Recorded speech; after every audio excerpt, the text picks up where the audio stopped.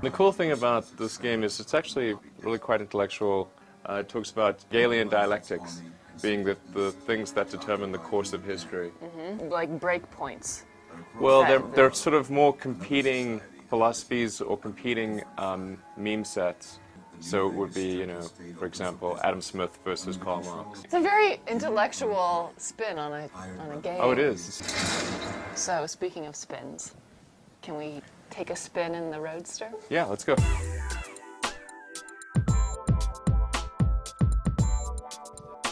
Tell me about the car, Elon. This is when I drive to work. I actually drop my kids off in the Porsche because it's got 2 back seats. But the other days of the week when I'm not dropping the kids off, this is what I drive. And it's just an awesome ride, particularly in a place like California where you've got sunny, nice weather, and it's just made for a convertible. Because it's electric, you can hear the sounds of nature. It's actually a lot like sailing. Oh, interesting. It's not like power boating where you've got this rumbling engine, and so you hear the rumbling engine, but you're not sort of in tune with the sounds of nature as you are here, or where you can really hear the nuances of the music. How fast is this going? This goes 0 to 60 in 3.7 seconds.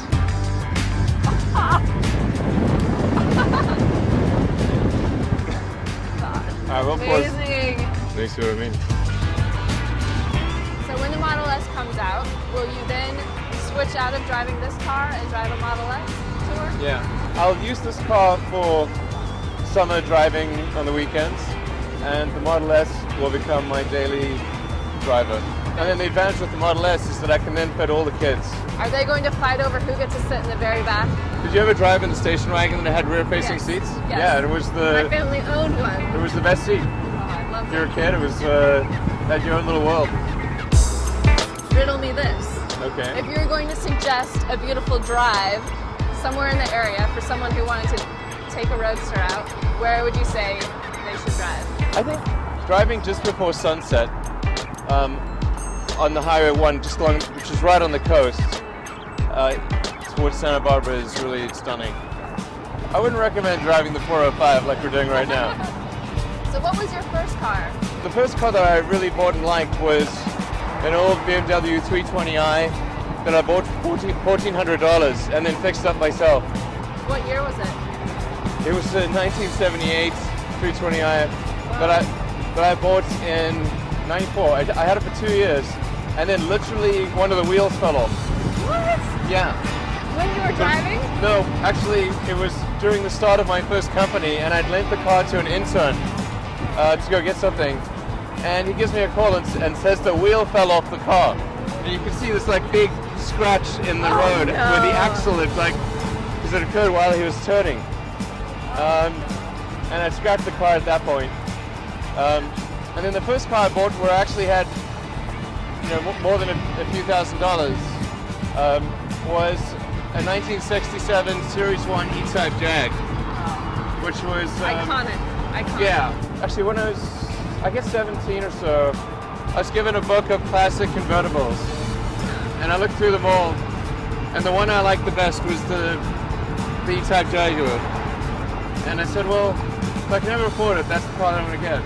And so that's why I bought it. That was like a bad girlfriend. It kept breaking down on me, causing me all sorts of trouble.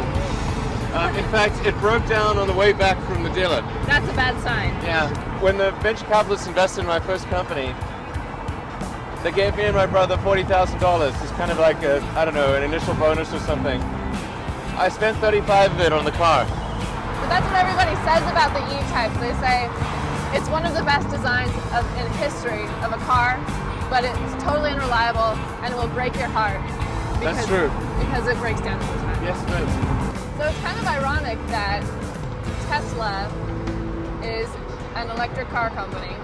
SpaceX uses jet fuel, I think. Yeah, a really refined form of jet fuel. Is that and liquid oxygen. Okay. Yeah. Is that a weird dichotomy for you, that you have one company that doesn't use any gasoline and the other using a refined form of fuel? I mean, I'm not really super hardcore about being ultra environmental in all things, because I think that you don't want to make life miserable. We want to create a better future, But a better future is not one where we are constantly depriving ourselves of things we love. I mean, the reason I wanted to create the Roadster was to show that you can have an electric car that's better than a gasoline car. And ultimately, I believe we can create a rocket that uses renewable fuels. Really? Fuel that's actually created from sunlight. I mean, sunlight and electricity. I don't mean like biofuel. That uses electricity, water, and carbon dioxide. But until we do, we must still have rockets. And so we need to figure out how to have the things we love and not destroy the world. That's the trick of it.